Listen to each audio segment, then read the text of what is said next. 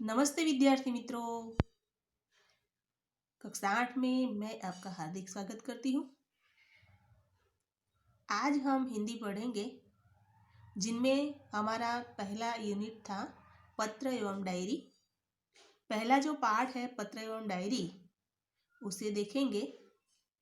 अगले वीडियो में हमने कई सारे पत्रों की जानकारी आपको बताई, जैसे व्यक्तिगत पत्र हमने देख लिया, फिर निमंत्रण पत्र भी देखा, बधाई पत्र भी हो गया, आश्वासन पत्र भी हमने बताया, फिर अनुमति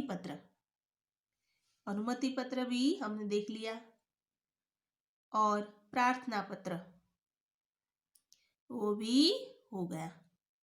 तो अब आगे का पत्र हम देखेंगे, कार्यालयी पत्र और व्यावसायिक पत्र। कार्यालयी पत्र कब लिखा जाता है और व्यावसायिक पत्र कब लिखा जाता है, इसकी बात हम पत्र में देखेंगे। तो देखते हैं छठा जो पत्र हमारा कार्यालयी पत्र। कार्यालयी पत्र कब लिखा जाता है? तो कार्यालयी पत्र हम अगर कोई अधिकारी को लिखना है या कोई आपको किसी कचहरी में शिकायत करने के लिए लिखना है तो आप लिख सकते हैं। यहाँ पर स्वास्थ्य अधिकारी को गंदगी के बारे में शिकायती पत्र, यहाँ पर स्वास्थ्य अधिकारी को गंदगी के बारे में शिकायती पत्र लिखा है। गंदगी दूर करने के लिए उन्होंने शिकायत की है।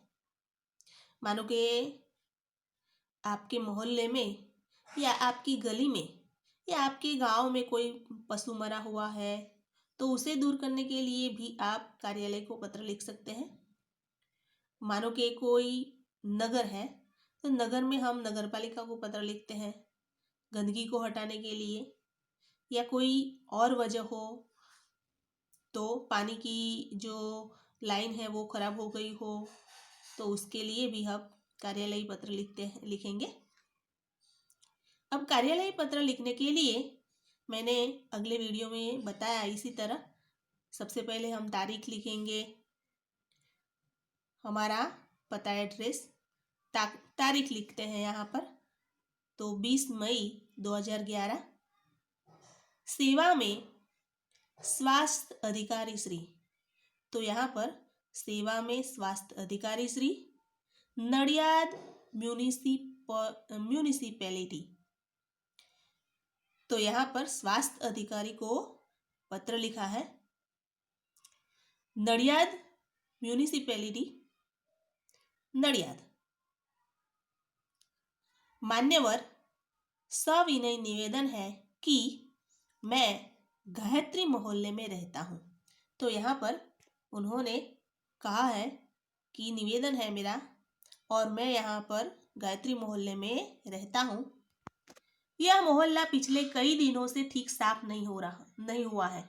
मानो कि आप यहाँ आपकी गली में कोई कचरा है या कचरा उठाने के लिए कोई आया नहीं है तो आप उसे शिकायत लिख सकते हैं, बराबर। तो यहाँ पर भी मोहल्ला में ये जो गली है मोहल्ला है वहाँ पर कई दिनों से ठीक ठाक साफ नहीं हुआ है, इसीलिए यहाँ पर उन्होंने गंदगी की वजह से शिकायत की है नगर पालिका से, स्वास्थ्य अधिकारी से। कहा है कि आजकल शादी का मौसम है, रास्ते पर गंदगी फैली हुई है पास ही कोठी यानी डस्टबिन में सब लोग जूठन डाल जाते हैं। तो लग्न की मौसम है, शादी की मौसम है और शादी की मौसम होने की वजह से सब लोग खाना खजाना यानी जो खाना है जूठन है वो सब डस्टबिन में डाल जाते हैं, जिसकी वजह से कई दिनों से वहाँ इतनी बदबू आ रही है जो आने जाने में सबको मुश्किल हो रही है। तो यहाँ पर बताया है कि पास की कोठी यानी डस्टबिन में सब जूठन डाल जाते हैं। पिछले 2 दिनों पिछले 2 दिनों से तो यह हाल हो गया है कि वहां से आना जाना भी मुश्किल हो गया है। यानी 2 दिनों से इतनी बदबू आ रही है, लोग वहां से गुजर नहीं पाते, अपना नाक बंद करके जाना पड़ता है, इतनी बदबू है, मुश्किल से आना जाना हो रहा है वहां पर। आने वाले आने जाने वाले सभी लोग परेशान हो गए हैं, बदबू के मारे सर दर्द भी बढ़ गया है, इतनी बदबू है, इतनी गंदगी है जिससे सर फटा जा रहा है, वहां से गुजरना भी नामुमकिन हो रहा है। यदि गंदगी को शीघ्रता से न हटाया गया तो मोहल्ले भर में बीमारी भी फैल सकती है। तो यहाँ पर उन्होंने बताया, शिकायत की स्वास्थ्य अधिकारी को कि अगर आपने गंदगी शीघ्र नहीं हटाई तो यहाँ पर बीमारी फैल सकती है, बीमारी फैलने की दहशत है, इसीलिए आप यहाँ से गंदगी हटाने की कृपा करें। आशा है कि आप शीघ्र ही उसे हटाने की व्यवस्था करेंगे। हमें आशा है कि आप उसे क्या करेंगे, उसे शीघ्र हटाने की कोशिश करेंगे। फिर अंत में उन्होंने अपना हस्ताक्षर किया है, यानी नाम लिखा है, आपका विनम्र सेवक सुरेश भाई म परमार, गायत्री मोहल्ला नडियाद। तो इस तरह यहाँ पर स्वास्थ्य अधिकारी को गंदगी दूर करने के लिए सुरेश भाई परमार ने नडियाद म्यूनिसिपैलिटी को पत्र लिखा है कि आप गंदगी दूर करें, यानी गंदगी को हटाने की कोशिश करें, जिससे जो बीमारी फैलने की दहशत है वो बीमारी न फैले। बराबर। तो इस तरह आप भी, अगर आपके यहाँ कोई ऐसी परेशानी है तो आप भी कार्यालयी पत्र लिख सकते हैं। बराबर। अगर आपके स्कूल में भी कोई पानी की तकलीफ हो, यानी पानी अच्छा नहीं आ रहा हो, यानी पानी गंदा आ रहा हो, या आपके स्कूल में जो अपने क्लास जो यानी कमरा जो है वो अच्छी तरह से साफ नहीं हो पाता, तो आप अपने स्कूल के प्रिंसिपल को भी पत्र लिख सकते हैं। बराबर। आप अर्जी डाल सकते हैं। तो इस तरह यहाँ पर हमने कार्यालयी पत्र कैसे लिखा जाता है उसके बारे में जानकारी प्राप्त की। तो सबसे पहले कार्यालयी पत्र लिखने के लिए दिनांक लिखेंगे, फिर संबोधन करना है, जैसे सेवा में, स्वास्थ्य अधिकारी, इस तरह, और फिर वजह पत्र लिखने की वजह बतानी है, और अंत में आप क्या करेंगे, हस्ताक्षर करेंगे, यानी अपना नाम पता लिखेंगे। अब हम आगे बढ़ते हैं। अगला पत्र व्यावसायिक पत्र। तो अगला पत्र है हमारा व्यावसायिक पत्र। तो व्यावसायिक पत्र कब और कैसे लिखा जाता है। मानो कि आपको कोई पुस्तक चाहिए जो यहाँ पर नहीं मिल रही है, अलग अलग प्रकाशन की पुस्तकें आप यहाँ ढूंढते हैं नगर में यहाँ पर, लेकिन आपको दुकान में ढूंढने पर भी नहीं मिली, तो आप क्या करेंगे, उसे बाहर से मंगवाएंगे। और बाहर से मंगवाने के लिए आपको क्या करना है, कैसे पत्र लिखना है, ये बात यहाँ पर हम सीखेंगे। तो यहाँ पर पुस्तक भेजने के लिए पुस्तक विक्रेता को पत्र, पुस्तक विक्रेता जो है उसको हम क्या करेंगे, पत्र लिखेंगे। 10 जुलाई 2011 सेवा में व्यवस्थापक श्री गजानन पुस्तकालय टावर रोड सूरत। तो सूरत से आपको पुस्तक मंगवानी है। तो सूरत से पुस्तक मंगवाने के लिए आप कैसे पत्र लिखेंगे, ये बात यहाँ पर बताई है। तो सबसे पहले दिनांक लिखेंगे और फिर संबोधन, सेवा में व्यवस्थापक श्री गजानन पुस्तकालय टावर रोड सूरत। प्रिय महोदय, मुझे निम्नलिखित पुस्तकों की आवश्यकता है। फिर उन्होंने बताया है कि प्रिय महोदय, मुझे निम्नलिखित पुस्तकों की आवश्यकता है, आप लौटती डाक से भेजने की कृपा करें। आप क्या करें, उसे भेजने की कृपा करें। उन्होंने फिर पुस्तकों की सूची बनाई है, कौन कौन सी पुस्तक और कौन से प्रकाशक की पुस्तक चाहिए। बराबर। पहली पुस्तक का नाम है जनता की बोली भाग 4। जनता की बोली भाग 4 प्रोफेसर नायक और ठक्कर की पुस्तक है, जो यहाँ पर मिल नहीं रही है, इसलिए उन्होंने सूरत से मंगवाई। फिर अगली पुस्तक है साहित्य परिचय भाग 1। साहित्य परिचय भाग 1 वो भी प्रोफेसर ठक्कर की पुस्तक है। प्रोफेसर नायक और ठक्कर की पुस्तक दूसरी है साहित्य परिचय भाग 1। तीसरी पुस्तक है गुजराती निबंधमाला, श्री नवनीत की पुस्तक है गुजराती निबंधमाला। चौथी पुस्तक उन्होंने मंगवाई है आदर्श हिंदी निबंध और रचना।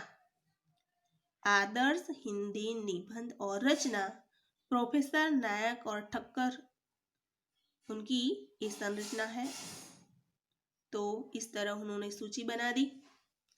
फिर अंत में उन्होंने लिखा कि कृपया उपरोक्त पुस्तकें उचित कमीशन काट कर शीघ्र ही वीपीपी से भेजें। तो यहाँ पर उन्होंने फिर विनती की है कि कृपया आपका जो कमीशन है उसे काट कर आप वीपीपी से भेजने की कोशिश करें। भवदीय सदप शाह, शांति भवन एमजी रोड, राजकोट। तो भवदीय सदप शाह, शांति भवन एमजी रोड, राजकोट। तो इस तरह यहाँ पर व्यावसायिक पत्र यहाँ पर लिखा है। बाहर से जो भी आपको यहाँ पर पुस्तकों की यादी है, अगर आपको कोई नक्शा चाहिए या कोई और वस्तु चाहिए तो भी आप इसी तरह बाहर से मंगवा सकते हैं। और इसके लिए यहाँ पर जो पत्र दिया गया है, इस तरह आप पत्र लिखेंगे और अच्छी तरह से जो मंगवाना है वो मंगवा सकते हैं। पत्र लेखन जो साथ हमने पढ़ाए वो पत्र लेखन आपको लिखना है निबंध की नोट में।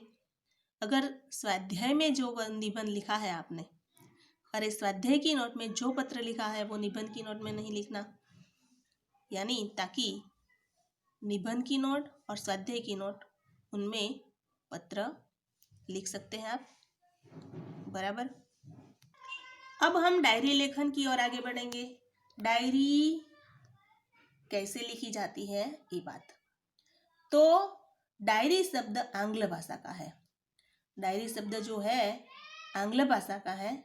डायरी के लिए हिंदी में दैनंदिनी, दैनिकी आदि शब्दों का प्रयोग किया जाता है। तो यहाँ पर कई बार प्रश्न भी पूछे जाते हैं कि तो डायरी शब्द अंग्रेजी भाषा का है। डायरी के लिए हिंदी में दैनंदिनी, दैनिकी आदि शब्दों का प्रयोग किया जाता है। डायरी में निजी जीवन में प्रतिदिन घटित घटनाओं का लेखा जोखा रहता है। तो डायरी में जो प्रतिदिन घटनाएं घटित होती है उसकी सारी जानकारी डायरी में रखी जाती है। डायरी के पढ़ने से किसी व्यक्ति के जीवन में घटित घटनाओं और कार्यों तथा तथ्यों की जानकारी प्राप्त होती है। तो डायरी लेखन से व्यक्ति के जीवन में जो घटित घटनाएं हुई है, जो कार्य किए हैं उन्होंने, और तथ्य की जानकारी हम डायरी के माध्यम से प्राप्त कर सकते हैं। मानो कि किसी व्यक्ति का खून हुआ है तो हम डायरी पढ़कर उनके मन के विचार भी जान सकते हैं, या कोई ठोस वजह है उसे भी डायरी के माध्यम से हम जान सकते हैं।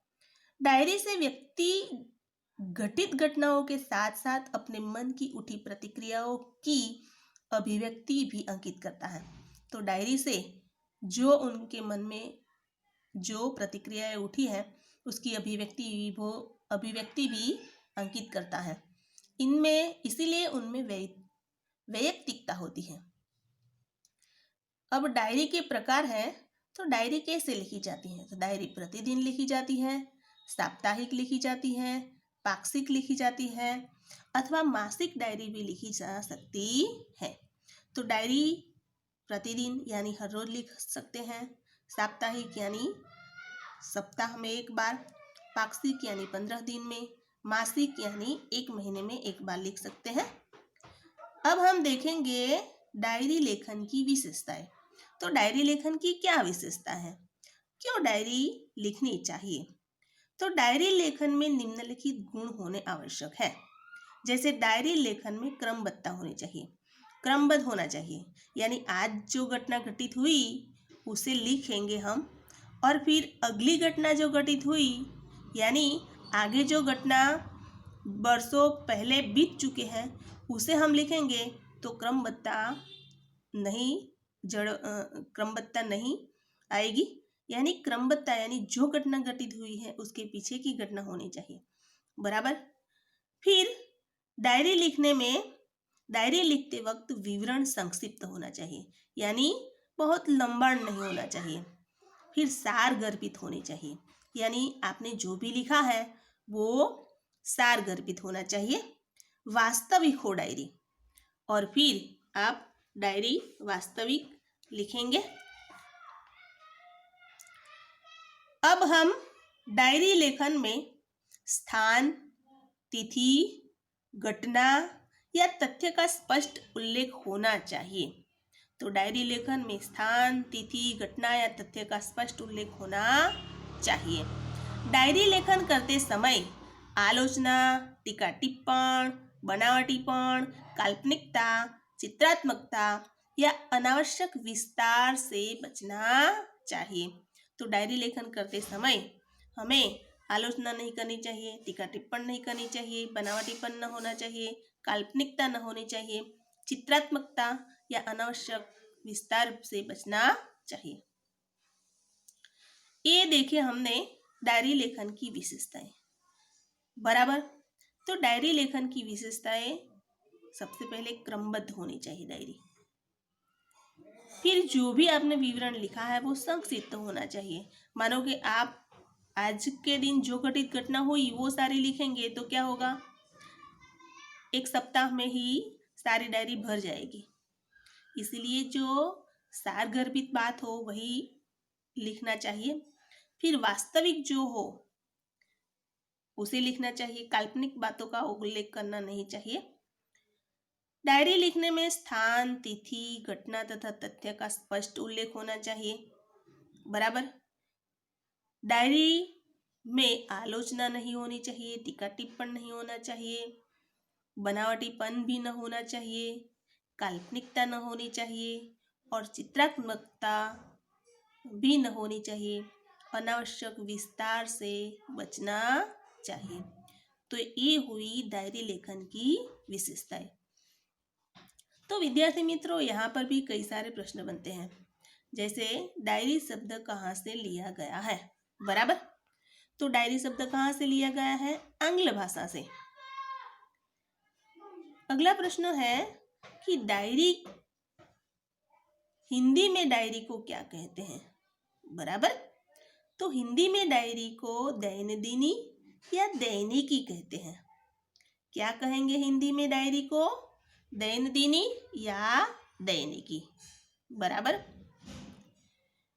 अब डायरी के प्रकार, तो डायरी प्रतिदिन लिखी जाती है, साप्ताहिक लिखी जाती है, पाक्षिक लिखी जाती है और मासिक लिखी जा सकती है। फिर डायरी हमारे जीवन में क्यों आवश्यक है?